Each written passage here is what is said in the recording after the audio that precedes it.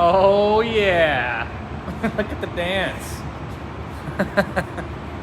Exactly.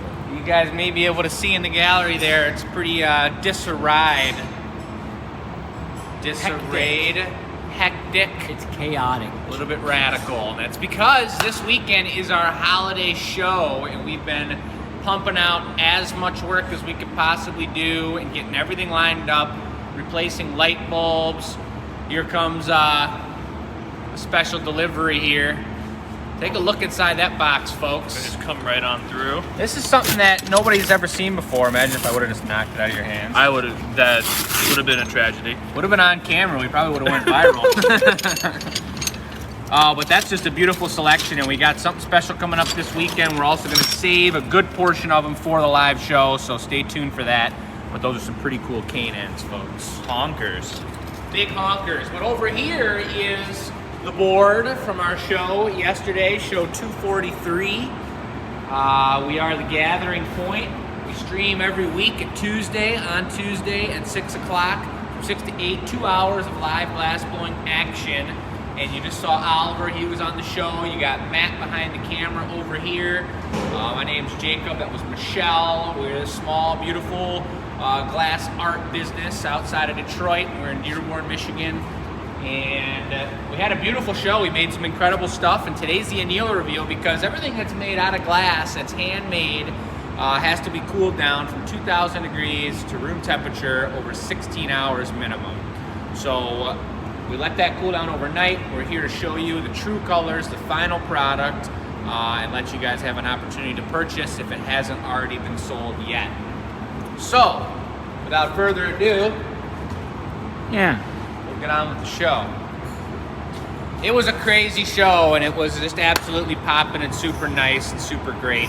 We started off by making, this guy was to the side, but you can see right here, these two large cane compared to our traditional size cane. You see the massive difference.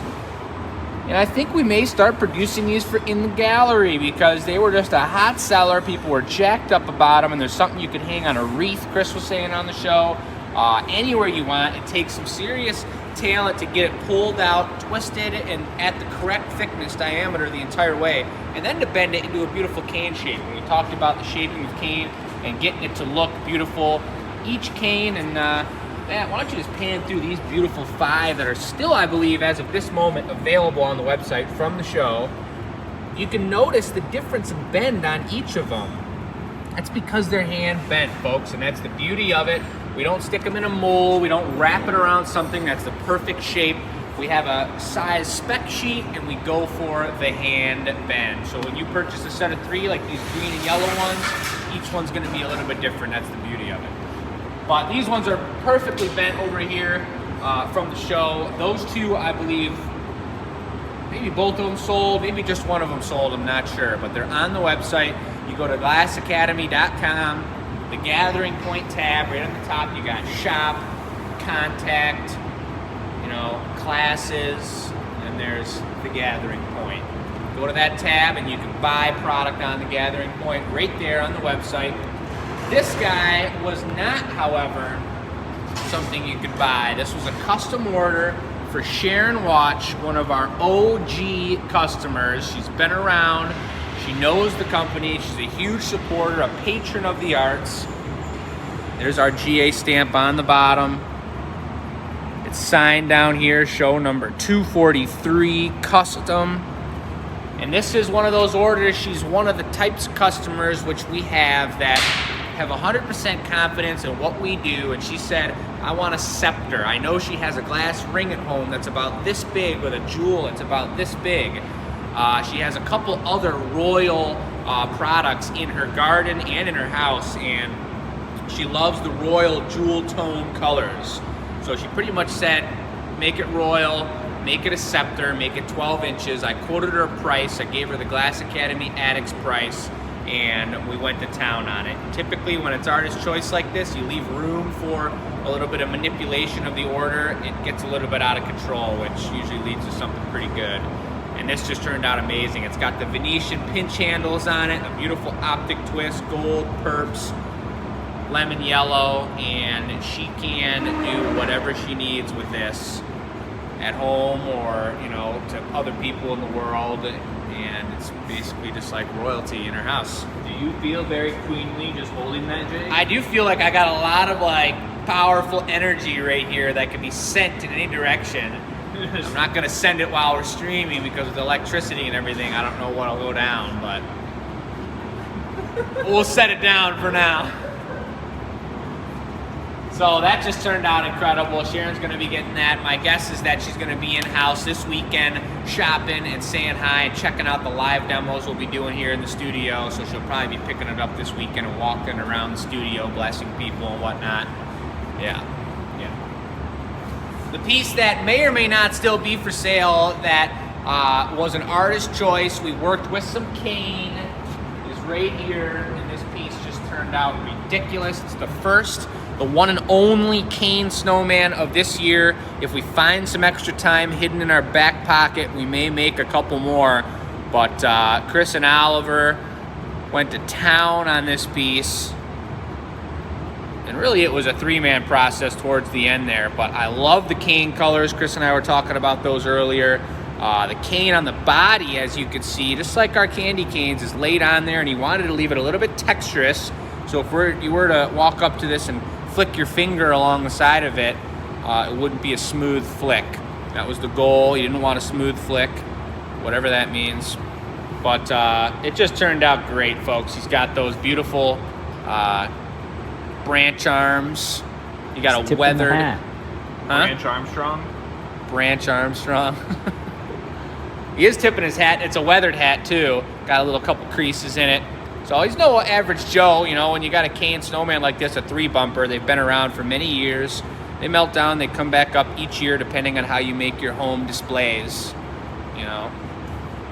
But this one's signed on the bottom, and everything, pretty much every product that stands or has a puddle, we like to put 3 felt pads on the bottom, and it sits really nice. It also just feels classier. When you grab this guy by his weathered hat and you set him down, whether you're setting him down on metal or glass or wood, setting the product down with felt pads like that on our trees of all sizes, our snowmen of all sizes, is just a pretty classy feeling.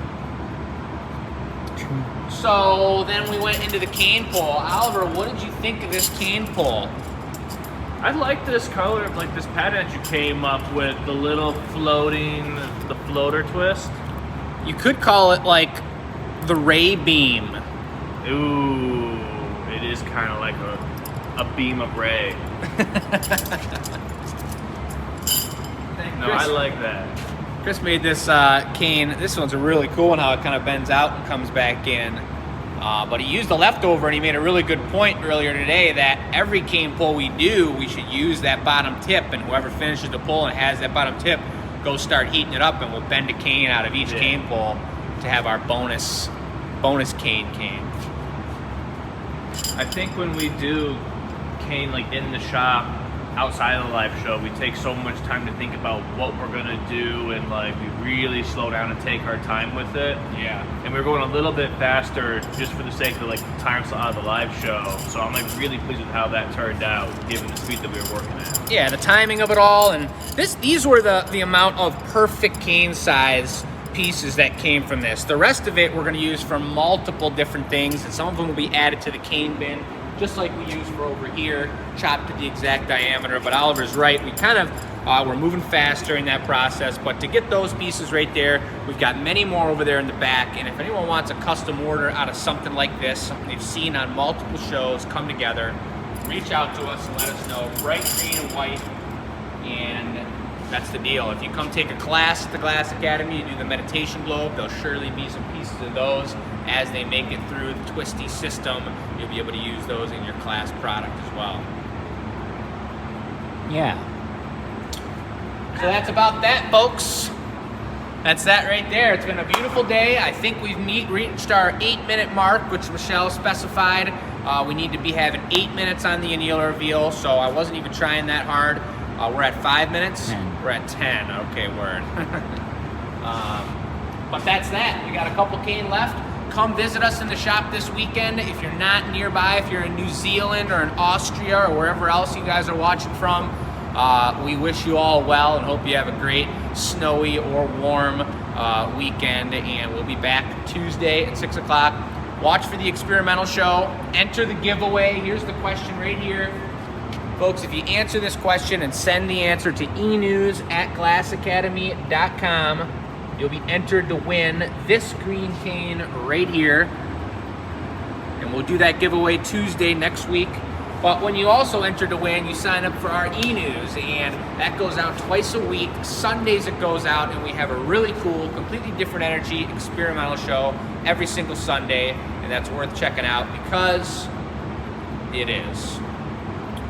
So thank you, everybody. We appreciate you all and hope you have an amazing, incredible day.